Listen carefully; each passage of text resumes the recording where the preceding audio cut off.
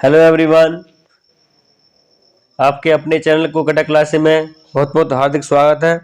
और आज हम हिंदी पेडागोजी सीटेट 2023 नीचे दिए गए पद्यांश को पढ़कर पूछे गए प्रश्नों के सही विकल्प चुनिए। तो पद्यांश है हमारा, विपदाओं से मुझे बचाओ, ये मेरी प्रार्थना नहीं, केवल इतना हो करुणा में, कभी ना विपदा में पाऊं भय। दुख ताप से व्यथित चित्त को ना दो सांत्वना, नहीं सही पर इतना होवे करुणा में दुख को। मैं कर सकूं सदा जय कोई कहीं, सहायक ना मिले तो अपना बल पौरुष ना हिले। हानि उठानी पड़े जगत में, लाभ अगर बचना रही तो भी मन में न मानू छे। ये हमारा पद्यांश है। अब इस पद्यांश को पढ़ के हमें कुछ क्वेश्चन है, उन क्वेश्चनों के उत्तर देने हैं। तो बढ़ते हैं आगे। पहला क्वेश्चन है हमारा, कवि की प्रार्थना है, मतलब कवि की क्या प्रार्थना है? विपत्तियों से बचाने की, विपत्ति नहीं आने देने की, विपत्तियों से ना डरने की, या विपत्तियों से लड़ने की। तो देखिए, कवि की जो प्रार्थना है, कवि कह रहा है कि विपत्तियों से न डरने की, मतलब हमें कितनी परेशानी आ जाए हमें कभी डरना नहीं चाहिए। तो ऑप्शन सी जो हमारा करेक्ट हो जाएगा, विपत्तियों से न डरने की। अगले क्वेश्चन की ओर बढ़ते हैं। पहला क्वेश्चन है हमारा, दुख से पीड़ित होने पर कवि चाहता है, मतलब जब दुख से पीड़ित होता है तो कवि क्या चाहता है? सांत्वना पाने की, दुखों को जीतने का वरदान, सुख पूर्वक रहने का वरदान, दुख सहने की शक्ति। तो देखिए, कभी जब पीड़ित होता है तो वो ये प्रार्थना करता है कि हमें ऐसा वरदान दो कि हम दुखों पे विजय प्राप्त करें। तो दुखों को जीतने का वो कहता है, और ऑप्शन बी जो है वो हमारा सही हो जाएगा। अगले क्वेश्चन की ओर बढ़ते हैं। अगला क्वेश्चन है हमारा, सहायक ना मिलने की स्थिति में कवि कहता है, मतलब कोई सहायक ना मिले, सहायता ना मिले तो क्या कहता है कवि? वह भी रुक जाएगा, वह अकेला नहीं रह पाएगा, उसका बल पौरुष कम ना हो, दुख को सहता रहेगा। ये हमारे ऑप्शन है। तो देखिए, सहायक ना मिलने पे क्या होता है, उसका जो बल पौरुष है ना, वो कम ना होना चाहिए। कभी भी किसी की सहायता मिले ना मिले, बल पौरुष नहीं करना चाहिए। ऑप्शन सी जो हमारा सही हो जाएगा। अगले क्वेश्चन की ओर बढ़ते हैं। अगला क्वेश्चन है हमारा, करुणा में शब्द का अर्थ है, जो करुणा में है हमारा, उसका अर्थ है करुणा करने वाला, करुणा से ओतप्रोत, करुणा का पुतला, करुणा का अवतार। मतलब इसका मतलब क्या है? तो देखिए, इसका मतलब है हमारा करुणा से ओतप्रोत, मतलब करुणा उसमें कूट कूट के भरी हुई है। तो ऑप्शन बी जो है वो हमारा राइट हो जाएगा। ऑप्शन बी जो है सही, करुणा से ओतप्रोत। अगले क्वेश्चन की ओर बढ़ते हैं। तो भी मन में ना मानू, 6 पंक्ति में अलंकार है। और तो भी मन में ना मानू, इसमें पंक्ति में अलंकार क्या है? जो 6 शब्द है हमारा, उसमें कौन सा अलंकार है? उपमा, रूपक, अनुप्रास, उत्प्रेक्षा। तो देखिए, यहाँ वर्णों की बार बार आवृत्ति हो रही है, तो ये हमारा यहाँ हो जाएगा। ऑप्शन जो हमारा सी है वो हमारा करेक्ट हो जाएगा, यानी अनुप्रास अलंकार इसमें होगा। ऑप्शन सी जो वो हमारा सही हो जाएगा। अगला क्वेश्चन देखते हैं। अगला है हमारा, पद्यांश में कवि का संदेश है, मतलब जो हमारा पद्यांश है, जो हमने कविता पढ़ी, उसमें कवि का क्या संदेश दे रहा है वो? ऑप्शन है हमारे, विपत्तियां सहन करती रहना चाहिए, ईश्वर से प्रार्थना करते रहना चाहिए, मनुष्य को स्वयं पर भरोसा होना चाहिए, आत्मबल की रक्षा करनी चाहिए। मतलब ये संदेश दिया है कवि ने। तो हमें इसमें से क्या क्या सही हो सकता है? क्योंकि जो हमारा आत्मबल है ना, हमें हमेशा उसकी रक्षा करनी चाहिए। सेल्फ कॉन्फिडेंस, जो आदमी का सेल्फ कॉन्फिडेंस है वो कभी गिरना नहीं चाहिए। अगर हमारा सेल्फ कॉन्फिडेंस गिर गया तो हम जो है नर्वस हो जाएंगे और हम अपने लक्ष्य तक नहीं पहुंच पाएंगे। तो कभी भी सेल्फ कॉन्फिडेंस नहीं करना चाहिए। ऑप्शन डी जो है वो हमारा सही हो जाएगा। अगले क्वेश्चन की ओर बढ़ते हैं। अब अगला हमारा गद्यांश है। तो गद्यांश हमारा नीचे दिए गए गद्यांश को पढ़कर पूछे गए प्रश्नों की सही उत्तर वाले विकल्पों को चुनिए। गद्यांश पढ़ते हैं हमारा। आज के शिक्षा क्रम में चरित्र गठन का कोई स्थान नहीं है। मतलब आज का ऐसा शिक्षा का क्रम हो गया है कि उसमें चरित्र का कोई गठन नहीं रहा, मतलब ठीक से ये चीजें नहीं हो पा रही हैं, और ना उसे कोई महत्व दिया, और ना ही चरित्र जो चरित्रहीन है उन्हें महत्व दिया जाता है, और जो चरित्रवान है उन्हें महत्व नहीं दिया जाता। अगला है, हमारी संस्कृति में गुरु और शिष्य का संबंध बहुत ही सुंदर और मीठा हुआ करता था। मतलब जो हमारी भारत की संस्कृति थी उसमें गुरु शिष्य का नाता बहुत ही अच्छा होता था।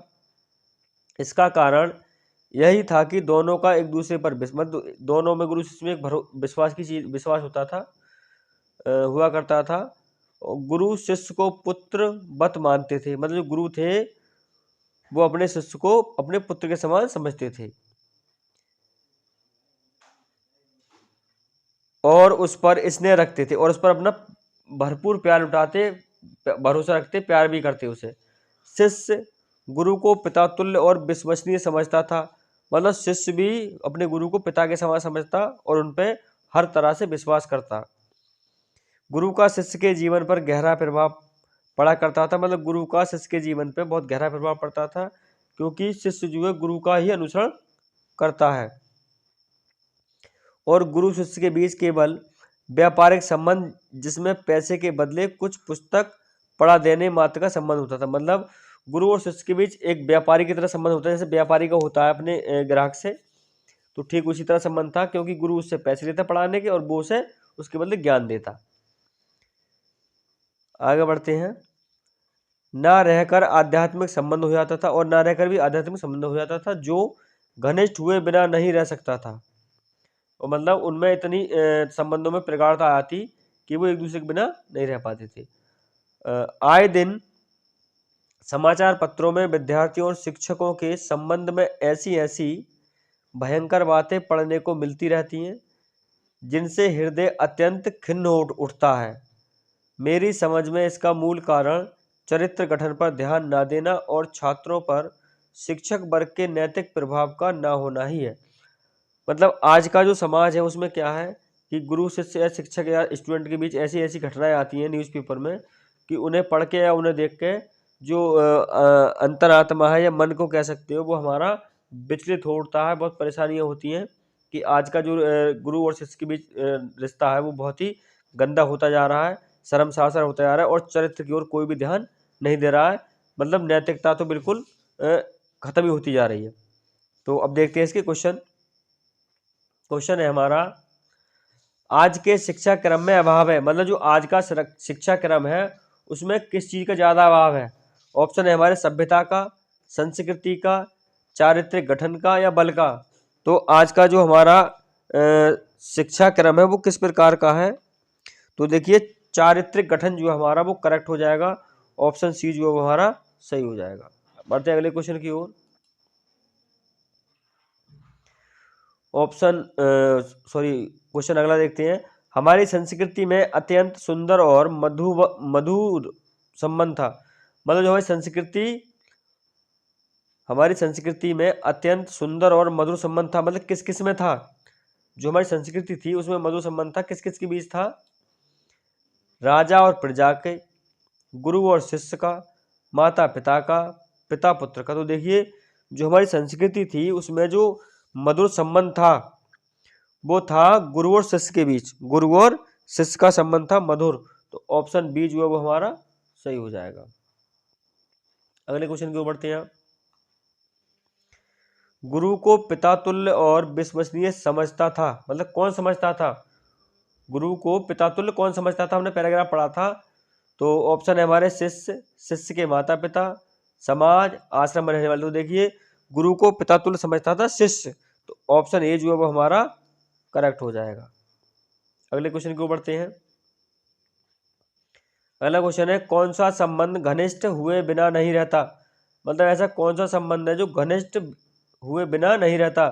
व्यापारिक, आध्यात्मिक, मानसिक, शारीरिक। तो देखिए जो आध्यात्मिक हमारा वो ऐसा है कि बिना घनिष्ठ हुए नहीं रहता। ऑप्शन बी जो है वो हमारा सही हो जाएगा। बढ़ते हैं अगले क्वेश्चन की ओर। अगला क्वेश्चन है हमारा, आए दिन समाचार पत्रों में शिक्षक विद्यार्थियों के संबंध में पढ़कर, मतलब जो हमारे न्यूज़पेपर है, समाचार पत्र है, पत्रिका, उनके बारे में विद्यार्थियों और शिक्षक के बीच जो घटनाएं आती हैं उनसे मन हमारा मतलब कैसा होता है प्रतीत हमें। मन प्रसन्न होता है, मन खिन्न हो जाता है, मन पुनः पढ़ने का करता है, मन क्रोध होता है। तो देखिए जब ऐसी अजीब अजीब घटनाएं आती हैं गुरु और शिष्य के बीच तो हमारा मन खिन्न हो जाता है। ऑप्शन बी जो हमारा वो सही हो जाएगा। आगे बढ़ते हैं। शिक्षकों छात्रों में आय पतन का कारण क्या है? मतलब शिक्षकों और जो छात्र हैं उन्हें पतन का क्या कारण है? नैतिकता का अभाव, भौतिकता का प्रभाव, समझदारी का अभाव या ज्ञान का अत्यधिक विकास। तो जो हमारे शिक्षक और छात्र में आय पतन का कारण क्या है ये हमें देखना है। तो देखिए जो नैतिकता का अभाव है हमारा वो कम होता जा रहा है। ऑप्शन ए जो है वो हमारा सही हो जाएगा, नैतिकता का अभाव। अगले क्वेश्चन की ओर बढ़ते हैं। आध्यात्मिक शब्द में प्रयुक्त उपसर्ग प्रत्यय है, मतलब उपसर्ग भी पूछ रहे हैं और प्रत्यय पूछ रहे हैं। आध्यात्मिक जो है हमारा इसमें कौन सा प्रत्यय और कौन सा उपसर्ग है? देखते हैं ऑप्शन। आधि और मिक, अधि इक, आधि इक, आध्या इक। तो जो हमारा आध्यात्मिक है इसमें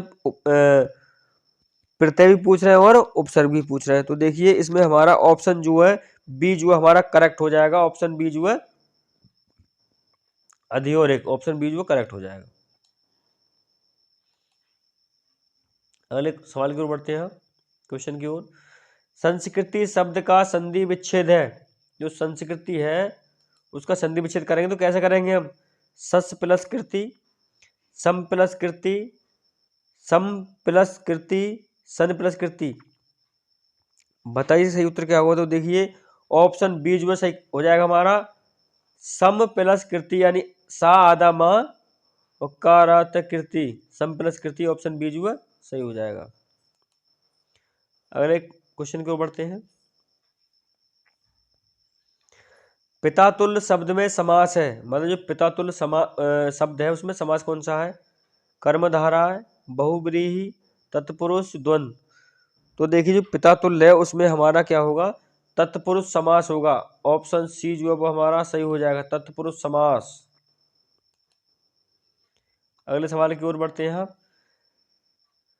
कविता शिक्षण में मौन पाठ वर्जित है क्योंकि, मतलब जो कविता शिक्षण है उसमें मौन पाठ वर्जित है। कविता का मतलब ही होता है कि सुनाना या कहना, तो उसमें आप मौन नहीं रह सकते, उसमें ये चीज सही नहीं है। देखते हैं ऑप्शन।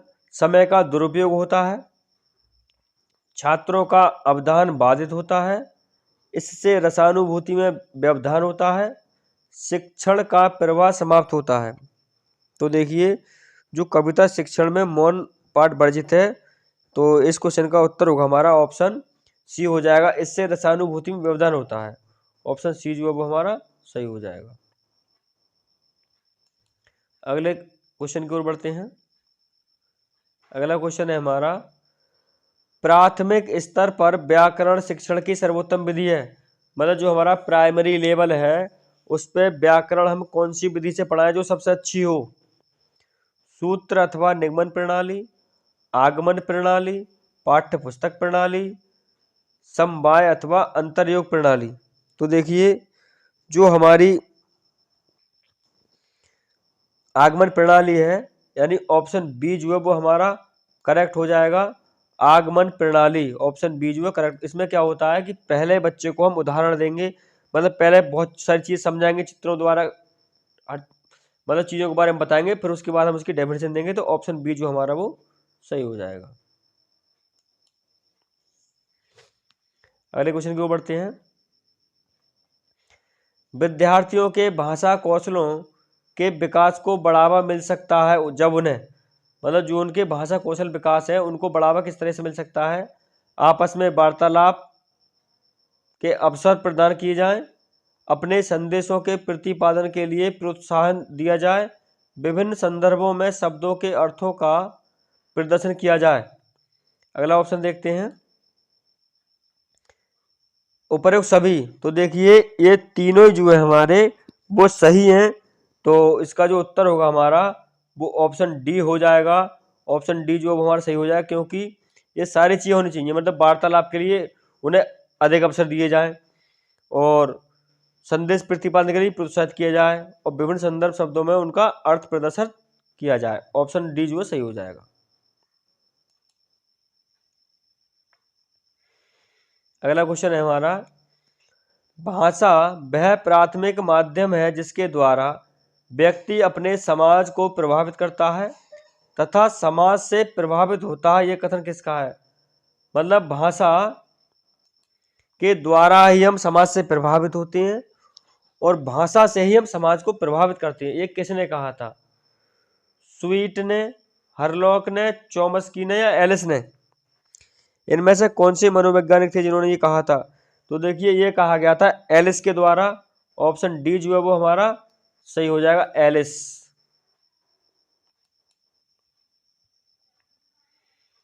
अगला क्वेश्चन है हमारा,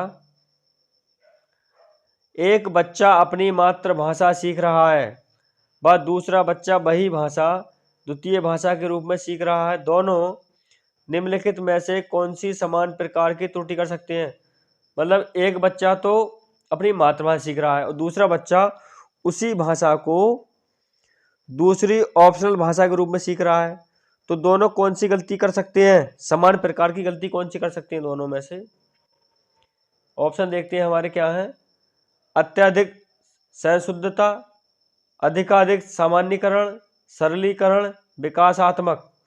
तो इनमें से देखिए जो गलती करेंगे बच्चा वो सरलीकरण सिंप्लीफिकेशन करेंगे, सरलीकरण।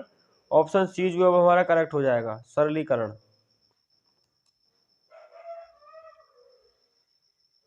अगला क्वेश्चन है हमारा,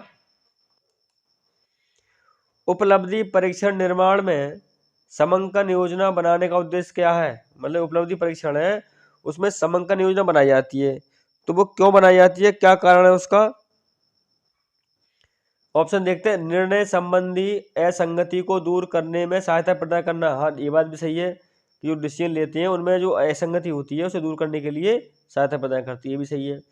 प्रश्नों की संख्या निर्धारित करना, ये बात भी सही है कि उपलब्धि परीक्षण होता है तो प्रश्नों की संख्या निर्धारित होती है।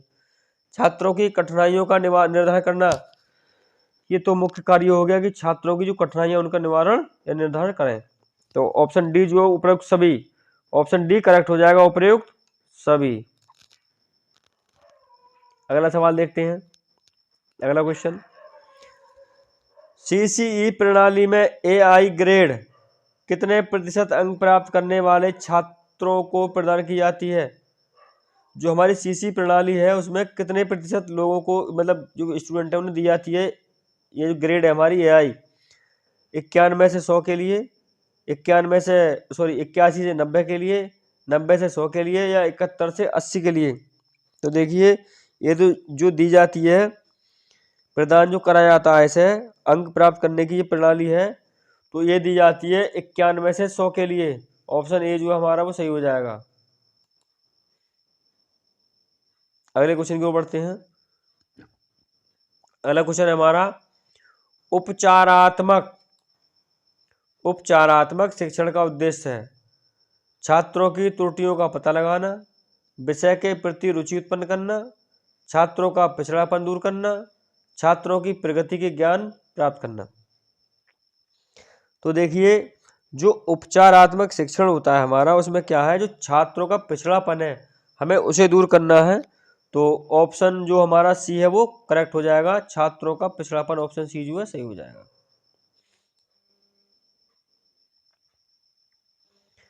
अगला क्वेश्चन है हमारा, सीबीएसई ने किस वर्ष से 10वीं की बोर्ड परीक्षा में सतत एवं समग्र मूल्यांकन प्रणाली लागू कर दी थी? मतलब जो हमारा सीबीएसई है उसने कौन सी सन में 10वीं कक्षा में सतत एवं समग्र मूल्यांकन सिस्टम लागू कर दिया था? 2010 और 11 में, 2009 और 10 में, 2009 में, 2008 में। बताइए सही उत्तर क्या है इसमें, कब कब लागू किया था। तो देखिए इसने सीबीएसई ने 2009 में इस सिस्टम को लागू किया था, यानी सतत एवं समग्र मूल्यांकन प्रणाली 2009 में लागू करी थी सीबीएसई ने। ऑप्शन सी जो सही हो जाएगा हमारा। अगला क्वेश्चन है हमारा, सहस्वर वाचन का अभ्यास कराने के लिए सबसे उपयुक्त साधन क्या है। तो सहस्वर वाचन है उसके लिए सबसे बढ़िया साधन कौन सा है इनमें से, आदर्श वाचन, अनुकरण वाचन, सामूहिक वाचन या पाठ्यपुस्तक वाचन। तो देखिए जो हमारा सहस्वर वाचन का अभ्यास कराने का तरीका है वो सबसे जो बेहतरीन होता है वो पाठ्यपुस्तक वाचन है। ऑप्शन डी जो हमारा सही हो जाएगा। अगले क्वेश्चन की ओर बढ़ते हैं, मौन वाचन कब शुरू करना चाहिए। जो मौन वाचन है वो कब शुरू होता है, तीसरी कक्षा से, चौथी कक्षा से, छठी कक्षा से, दूसरी कक्षा से। तो देखिए जो मौन वाचन है हमारा वो शुरू होता है छठी कक्षा से। ऑप्शन सी जो वो हमारा करेक्ट हो जाएगा, छठी कक्षा से। अगले क्वेश्चन की ओर बढ़ते हैं,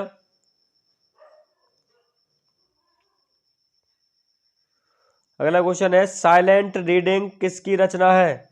जो साइलेंट रीडिंग है वो किसकी रचना है, डेचेंट की, स्मिथ की, ब्राइन की या पिंटर की। बताइए सही उत्तर क्या होगा। तो देखिए जो हमारी साइलेंट रीडिंग है वो रचना है हमारी ब्राइन की। ऑप्शन सी जो हमारा सही हो जाएगा। अगला क्वेश्चन देखते हैं, रेडियो की सीमाओं को कौन सा श्रव्य साधन दूर कर सकता है। जो रेडियो की सीमा है उन्हें इनमें से जो श्रव्य साधन है वो दूर कर सकता है, कौन सी चीज। ऑप्शन देखते हैं, ग्रामोफोन, लिग्वाफोन, टेप रिकॉर्डर, इनमें से कोई नहीं। तो देखिए जो रेडियो की सीमा को अलग करता है, श्रव्य साधन दूर कर सकता है इनमें से, वो है हमारा टेप रिकॉर्डर। ऑप्शन सी जो है वो सही हो जाएगा, टेप रिकॉर्डर। अगले क्वेश्चन की ओर बढ़ते हैं, अगला क्वेश्चन है हमारा, लिग्वाफोन कैसा शैक्षिक उपकरण है। जो लिग्वाफोन है वो कैसा शैक्षिक उपकरण है, दृश्य, श्रव्य, दृश्य श्रव्य या इनमें से कोई नहीं। तो देखिए जो लिग्वाफोन है हमारा वो श्रव्य श्रव्य है हमारा। ऑप्शन बी जो है सही हो जाएगा। श्रव्य का मतलब होता है सुनना, केवल हम सुन सकते हैं लिग्वाफोन से। ऑप्शन बी जो है सही हो जाएगा। अब इस कक्षा का अंतिम क्वेश्चन है ये क्वेश्चन नंबर 30, जिस उद्देश्य के लिए परीक्षण तैयार किया गया है यदि वह उसकी पूर्ति करता है तो वह कहलाएगा। मतलब जो हमने परीक्षण जिस उद्देश्य के लिए किया है अगर वो उसकी पूर्ति करता है तो क्या कहलाएगा, वैध परीक्षण, विश्वसनीय परीक्षण, वस्तुनिष्ठ परीक्षण या विषय परक परीक्षण। तो देखिए वो कहलाएगा हमारा वैध परीक्षण। ऑप्शन ए जो है वो हमारा सही हो जाएगा, वैध परीक्षण कहलाएगा। तो दोस्तों अगर आप हमारे चैनल पर नए हैं तो वीडियो को ज़्यादा से ज़्यादा लोगों में शेयर करें और हमारे चैनल को सब्सक्राइब करें। और हम आपको डेली क्लासें देते रहेंगे। और जब हमारा सीटेट एग्ज़ाम होगा मई 20 मई से हमारे फॉर्म अप्लाई हो रहे हैं, तो आप तैयारी में जुट जाइए। ज़्यादा समय नहीं बचा है आपके पास, और इसीलिए हम भर भर के कंटेंट डाल रहे हैं। डेली हम 1 से 2 वीडियो डाल रहे हैं यूट्यूब पर। जो हमारा चैनल है कोकेटा क्लासेस, तो आप कोकेटा क्लासेस पे जाएं और चैनल को सर्च करें यूट्यूब पे जाके और चैनल को सब्सक्राइब करें, ताकि जो भी हम वीडियो अपलोड करें उसे आप देख पाएँ, उसका लाभ ले पाएँ और अपना सीटेट और यूपीटेट जो परीक्षा है हमारी उनमें अच्छा स्कोर करें। तो इसी के साथ जय हिंद, वंदे मातरम।